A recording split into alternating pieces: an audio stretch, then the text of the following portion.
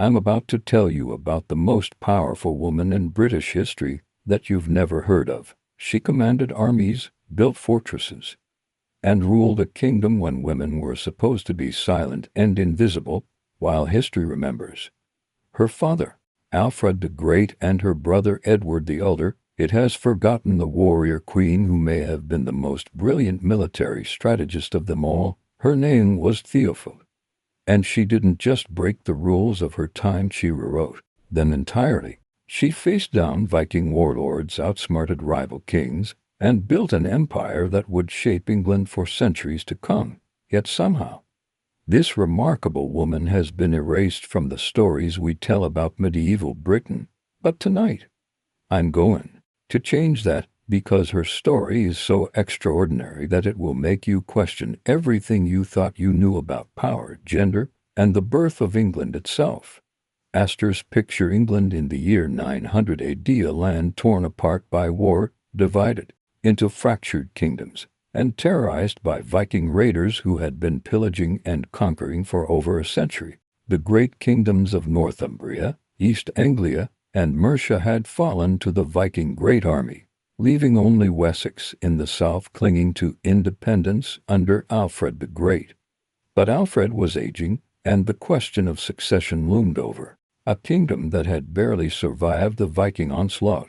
This was a world where women were expected to be wives, mothers, and silent partners in political marriages, nothing more. Yet in this brutal, masculine world of swords and shields, one woman was about to rise to power in a way that would have been unthinkable anywhere else in Europe. She was born around 870 AD, the daughter of the greatest king in Anglo-Saxon history, but she would prove that sometimes the student surpasses the master. Her name was Theophil, and she was about to inherit not just a title, but a war that would determine the very survival of English civilization. The first sign that Theophil was different came in 886, when she was just 16 years old. While other noble daughters were learning embroidery and household management, she was sitting in on her father's war councils, studying maps, and learning the intricate art of fortress construction that would become her signature. Alfred had developed a revolutionary defensive system called the Burr Network, a chain of fortified towns that could resist Viking attacks and serve as bases for counteroffensives. But here's where it gets interesting. The chronicles suggest that it was Theophil who first proposed the idea of using these fortresses not just defensively, but as launching points for systematic reconquest. She saw what others missed, that the Vikings' strength lay in their mobility and surprise attacks, but they were vulnerable to coordinated campaigns launched from multiple fortified positions. This insight would prove to be the key to everything that followed. But first, she had to prove herself worthy of such responsibility. Her chance came sooner than anyone expected. In 888, she was married to Ethelred, the ealdorman of Mercia, political alliance designed to unite the last two independent Anglo-Saxon kingdoms against the Viking threat. But this wasn't just any arranged marriage. Ethelred was nearly 20 years older than Theophil, and he was already showing signs of the illness that would eventually incapacitate him. The marriage was meant to seal an alliance, but it would become something far more significant. Within months of their wedding, Theophil was attending military councils, inspecting fortifications, and making decisions that would normally be reserved for her husband. The chroniclers of the time noted this unusual arrangement with barely concealed amazement. Here was a woman who wasn't just the ealdorman's wife, but his active partner in governance. Yet this was only the beginning of her rise to power, and the Vikings were about to test her resolve in ways that would have broken lesser leaders. The year 893 marked a turning point that would define Theophil's entire career. A massive Viking force, led by the notorious warrior Hessen, launched a coordinated invasion of both Wessex and Mercia. This wasn't just another raid, it was a full-scale attempt to finish what the Great Army had started decades earlier. While Alfred defended Wessex, the defense of Mercia fell largely to Theophil. and her increasingly frail husband. The Vikings had learned from their earlier defeats and were now using more sophisticated tactics, including the construction of fortified camps and the coordination of multiple armies. But they had made one crucial miscalculation. They underestimated the woman who now effectively ruled Mercia. Thialfo didn't just respond to the Viking attacks, she anticipated them, using her network of spies and scouts to track their movements and position her forces for maximum effect. The result was a series of engagements that would showcase her tactical brilliance and mark her emergence as one of the most formidable military commanders of her age. The siege of Chester in 893 was where Thialfo truly announced herself to the world. The Vikings had occupied this ancient Roman fortress, thinking its walls would protect them from Anglo-Saxon counterattacks. They were wrong. Thialfo arrived with a combined force of Mercian and West Saxon troops, but instead of attempting a costly frontal assault, she did something unprecedented. She systematically destroyed all the crops and livestock in the surrounding countryside, then positioned her forces to prevent any supplies from reaching the fortress. This wasn't just military strategy, it was psychological warfare at its most sophisticated. The Vikings found themselves trapped inside the very walls they thought would protect them, slowly starving while watching their enemies feast just outside bar range. After weeks of this torment, the Viking force abandoned Chester without a single major battle, leaving behind their weapons and supplies in their desperation to escape. The victory established Thialfo as a military commander of exceptional skill, but it also reveals something darker about her character. She was willing to use methods that even hardened warriors found ruthless. By 902, Thialfo was ruling Mercia in all but name. Her husband Ethelred had become increasingly incapacitated by illness, and the responsibility for defending and governing the kingdom had fallen entirely to her. But she wasn't content with merely maintaining what she had inherited. Working in close coordination with her brother Edward, who had become King of Wessex after Alfred's death in 899, she began implementing a grand strategy that would reshape the political landscape of England. The siblings had divided the work of reconquest between them. Edward would focus on the eastern territories, while Thialfo would reclaim the northwestern regions that had been under Viking control for decades. This wasn't just about military conquest, it was about systematic state building on a scale that hadn't been seen since the fall of Rome. Each captured territory was immediately fortified, garrisoned, and integrated into the Anglo-Saxon administrative system. Churches were rebuilt, markets were established, and the rule of law was imposed with ruthless efficiency. But the Vikings weren't about to surrender their hard-won territories without a fight, and they were preparing a counteroffensive that would test Ethelred's resolve like never before. The year 907 brought news that would have terrified any other ruler. The Viking kingdoms of York and Dublin had formed an alliance, and they were planning a coordinated assault on Mercia that would dwarf anything attempted before. Intelligence reports suggested that over 10,000 warriors were being assembled, the largest Viking force seen in Britain since the Great Army of the 860s. The plan was devastatingly simple: a simultaneous attack from the north and west that would catch the Anglo-Saxon forces between two armies and crush them completely. Most rulers would have retreated behind their strongest fortifications and hoped to survive the storm. But Thialfo had spent years studying Viking tactics, and she had identified a crucial weakness in their battle plans. The two Viking armies would need to coordinate their movements across hundreds of miles of hostile territory, relying on messengers and predetermined timing to ensure their attacks were simultaneous. All she had to do was disrupt that coordination, and the massive Viking force would become two separate armies that she could defeat in detail. The question was whether she could pull off such a complex operation without her own forces being destroyed in the process. Thalred's condition worsened dramatically that year, and for the first time, I had to step out of the shadows and rule openly.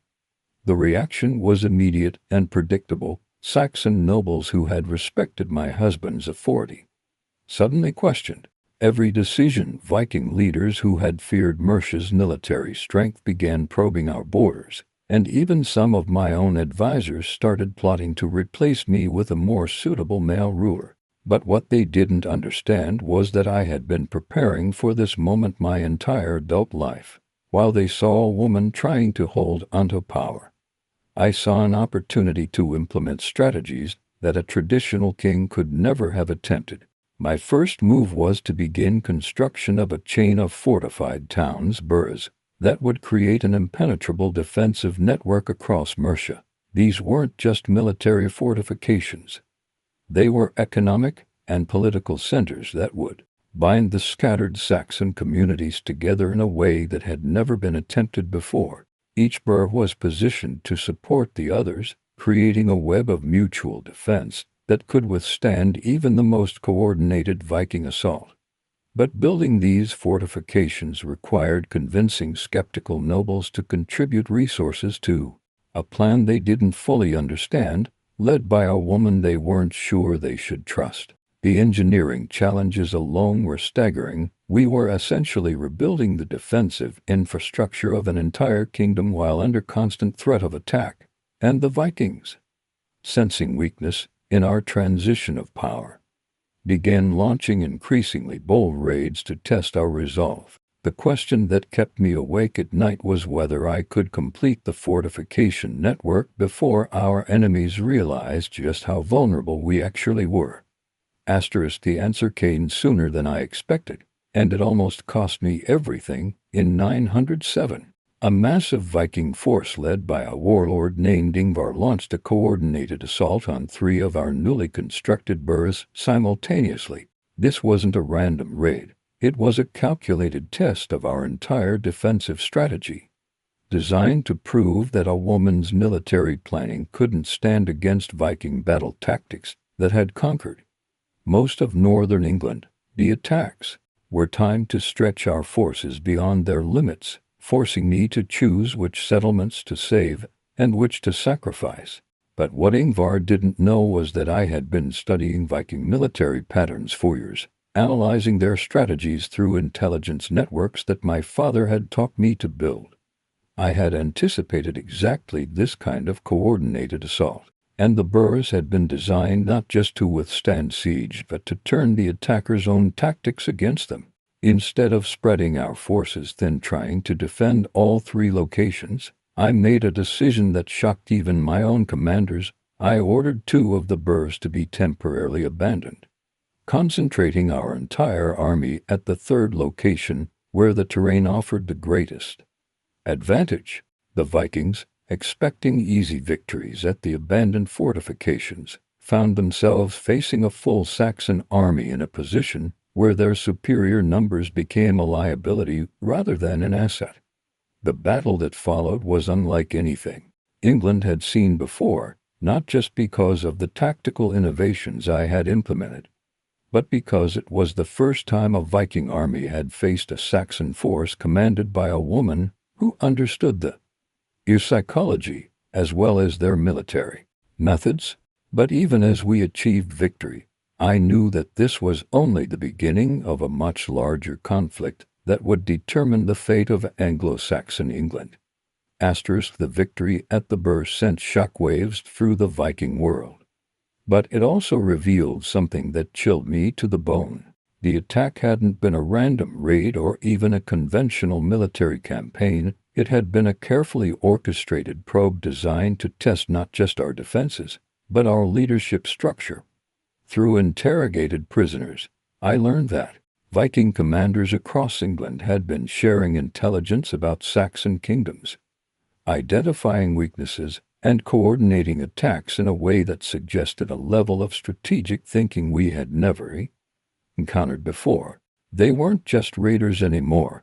They had evolved into a sophisticated military machine with a clear objective: the complete conquest of Saxon England. and they had identified me as the primary obstacle to that goal. The realization hit me like a physical blow. I wasn't just defending Mercia. I was defending the very concept of Saxon independence. If I failed, if my experimental approach to governance and military strategy proved inadequate, there would be no second chances. The Vikings had learned from their defeat, and their next assault would be designed specifically to counter every innovation I had implemented. But the pressure wasn't just coming from external enemies. Within Mercia, there were noble families who saw my unconventional methods as a threat to traditional Saxon governance, and they were beginning to whisper about the need for a proper king to replace me. Some were even secretly negotiating with Viking leaders, preferring foreign rule to female leadership. The betrayal cut deeper than any military defeat could have, because it meant I was fighting a war on two fronts, against Viking armies that wanted to conquer Mercia, and against Saxon nobles who wanted to control it. The question that haunted every decision I made was whether I could maintain the loyalty of my people while defending them from enemies who understood their weaknesses better than they understood themselves. But then, in the winter of 910, I discovered something that changed everything I thought I knew about the Viking threat. A Saxon spy in the court of the Viking king Siena brought me intelligence that seemed impossible at first. The Vikings weren't just planning to conquer England, they were planning to abandon it. The raids, the systematic attacks on our fortifications, the coordination between different Viking armies, it was all part of a strategic withdrawal designed to extract maximum wealth and resources before retreating to Scandinavia permanently. The revelation was staggering because it meant that everything I had assumed about Viking motivations was wrong. They weren't building a permanent presence in England.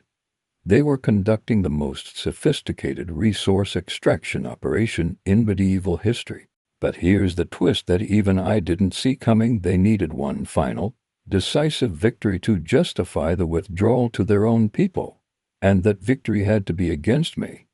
The Viking leadership had concluded that, as long as I remained in power, demonstrating that Saxon resistance was not only possible but successful, they would face continuous rebellions in the territories they had already conquered. My very existence as a successful female ruler was undermining their authority throughout Viking-controlled England, so they had devised a plan that was as brilliant as it was terrifying. They would concentrate every available Viking warrior in England for a single, overwhelming assault on Mercia. If they could defeat me in a battle so decisive that it would be remembered for generations, they could retreat to Scandinavia as victorious conquerors rather than as raiders who had been driven out by a woman. The stakes couldn't have been higher. If I won, the Viking threat to England would effectively end. If I lost, Saxon England would be destroyed so completely that it would never recover. And I had less than 6 months to prepare for a battle that would determine the fate of a civilization. The final confrontation came in the spring of 911, and it was unlike any battle in English history. The Viking force that assembled at our borders wasn't just an army, it was a migration of warriors from across Scandinavia, drawn by the promise of wealth and the challenge of defeating the woman who had become a legend throughout the Viking world. They came with siege engines, cavalry units, and battle tactics that had never been seen in England before. But what they didn't expect was that I had spent those 6 months not just preparing for battle, but rewriting the rules of warfare itself. Instead of meeting them in a traditional pitched battle, I had created something entirely new, a mobile defense system that used the Burr network as a series of interconnected strongholds, each one supporting the others in a continuous cycle of attack and retreat. The Vikings found themselves fighting not against a single army, but against an entire landscape that had been transformed into a weapon. Every road led to a trap. Every valley concealed Saxon forces, and every apparent retreat was actually a tactical repositioning that drew the enemy deeper into a web of coordinated defenses. The battle raged for 3 weeks, not as a single engagement, but as a series of running conflicts that gradually wore down the Viking forces while preserving Saxon strength. But the real genius of the strategy wasn't military, it was psychological. By denying the Vikings the decisive victory they needed, I had turned their greatest strength into their greatest weakness. These warriors had come to England expecting to win glory and return home as heroes. Instead, they found themselves trapped in a grinding campaign against an enemy who refused to be defeated in the traditional way. Morale began to collapse as the weeks passed, and Viking commanders found themselves facing not just Saxon resistance, but rebellion within their own ranks. The final blow came when I managed to capture one of their supply trains, revealing the extent of their resources and the impossibility of maintaining such a large force indefinitely. The Viking army didn't retreat, it disintegrated, with individual war bands abandoning the campaign and sailing home in defeat. But the real victory wasn't just military. It was the proof that a new kind of leadership could not only survive, but thrive in the face of seemingly impossible odds. The aftermath of that victory transformed not just Mercia, but the entire concept of rulership in Anglo-Saxon England. The Viking threat, which had dominated English politics for generations, effectively ended with their retreat, but more importantly, the success of my unconventional approach to governance proved that the rigid hierarchies and traditional methods that had failed against Viking innovation could be replaced with something more flexible and effective. The burr system I had developed became the foundation for English urban development, with many of the towns I fortified growing into the major cities you know today. The intelligence networks I had built continued to operate long after the Viking threat ended, providing the information infrastructure that later English kings would use to govern a unified nation. And the precedent I had set, that effective leadership mattered more than traditional authority, would influence English politics for centuries to come. But perhaps the most important legacy was something more subtle and profound. By proving that a woman could not only rule effectively but innovate in ways that surpassed traditional male leadership, I had opened a door that could never be completely closed again. The nobles who had once questioned my authority became my strongest supporters. The Saxon kingdoms that had been divided by internal conflicts united under a shared recognition that survival required adaptation rather than tradition. And the Viking commanders who had once seen England as a prize to be won learned to respect it as a power to be feared. My reign lasted only 8 years, but in that time, I had not only saved Saxon England from destruction, but transformed it into something stronger and more resilient than it had ever been before. The girl who had grown up in the shadow of her father's legend had become a legend herself, creating a model of leadership that would inspire generations of English rulers.